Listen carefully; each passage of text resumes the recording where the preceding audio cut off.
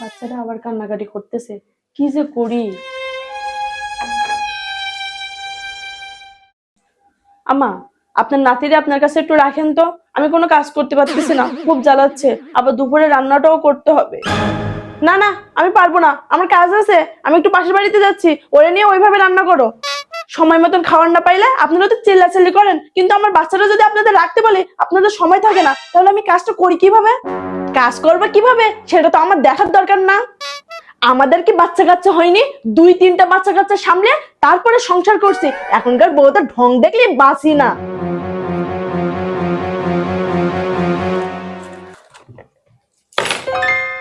তুমি চলে আসছো? শোনো না, আমি কিছুদিন আব্বুদের বাড়িতে গিয়ে থেকে আসি। দেখোই তো বাচ্চাটা কত জ্বালাতন করে। তুমি থাকো না বাড়িতে, আমার একা সামলাইতে খুব কষ্ট হয়ে যাচ্ছে। আচ্ছা ঠিক আছে, দাঁড়াও, মার কাছে শুনে দেখি মা কি বলে। মা, মা, তোমার বৌমা বাচ্চাকে নিয়ে কয়দিন বাপের বাড়িতে যেতে চাচ্ছে। বাচ্চা এখন ছোট তো, খুব জ্বালাতন করে। যা গিয়ে কয়দিন ঘুরে আসুক। তোর বাচ্চাটা সারাদিন থাকেই আমার কাছে, ওরে কয়টা দিন না দেখে আমি থাকবো কিভাবে? আমার কাছে বাচ্চাটা রেখে বৌমা বাড়ির সব কাজ করে, তারপরে যে বৌমার এত অসুবিধা কিসে আমি বুঝি না। দেখ, তোরা যেটা ভালো মনে করবি সেটা কর। কি নাটকবাজ মহিলা! ছেলের সামনে এক রূপ আর বউয়ের সামনে আরেক রূপ। বৌমা, বৌমা, এখানে দেখতেছি 2-3 পিস গরুর মাংস, কার জন্য উঠে রাখছো?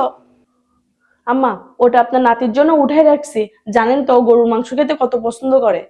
গরুর মাংস খাই বলে কি ওকে গরুর মাংস খাওয়াইতে হবে নাকি? বাড়ির কেউ এখনো খাইতে পারলো না, নিজের বাচ্চার জন্য উঠাই রাখছে। তোমার বাচ্চা এখনো অনেক ছোট, ওকে গরুর মাংস খাওয়াবে না, ও হজম করতে পারবে না। কোনো কিছু খাওয়ানোর আগে আমার কাছে শুনে তারপরে খাওয়াবে।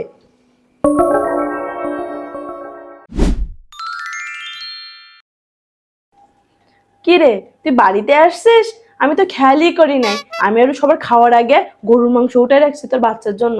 ও গরুর মাংস খেতে কত পছন্দ করে। ওরে না দিয়ে আমি আবার কোনো কিছু খাইতে পারি না, আমি না খেয়ে ওর জন্য উঠাই রাখি। বৌমা, এটা আলাদা করে উঠাই রাখো তো। মা, ও তো ঘুমাই গেছে, তুমি ওখানে রেখে যাও। ও উঠলে তোমার বৌমা ওরে খাওয়াই দেবে না। কি শয়তান মহিলা! পেটে পেটে এত শয়তানি! এবার একবার আমার সাথে শয়তানি করুক, তারপর দেখাবো মজা। বোমা, মাছের পিস তো গুনি গুনি রান্না করছো, তাহলে কড়াইতে কোনো মাছ নাই কেন?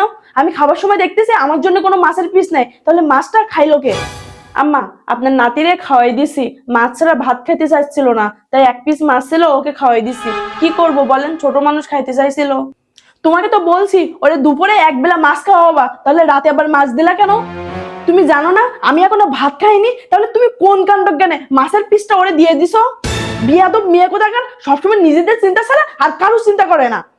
আপনি তো আপনার ছেলেকে বলছেন আমি না খেয়ে তোর বাচ্চাকে খাওয়াই, তাহলে এখন 1 পিস মাছ খেতে পারতেছেন না বলে এত গা জ্বালা করতেছে কেন? ছেলের সামনে ফেরেশতা হয়ে থাকেন তাই না, কিন্তু আমি তো জানি আপনি কত বড় শয়তান। আমার বাচ্চাটার দিকে আপনি সারাদিন ফিরে চেয়েও তাকান না, যে ছেলে বাড়িতে আসে সে আপনার দরে উতলে পড়ে। এত নাটক করেন কিভাবে আমি বুঝি না। আর আপনার মুখের ভাষা ঠিক করেন, তা না হলে কিন্তু আপনার মতন ভাষা আমিও দিতে পারি। যান, আপনার ছেলের কাছে গিয়ে নালিশ করেন যে আমার জন্য মাছ না রেখে তোর বউ তোর বাচ্চাকে খাওয়াইছে। আমি জানি আপনি ভুলেও এটা করবেন না, এবার থেকে ছেলের সামনে বেশি নাটক করলে আমি এমনটা করব।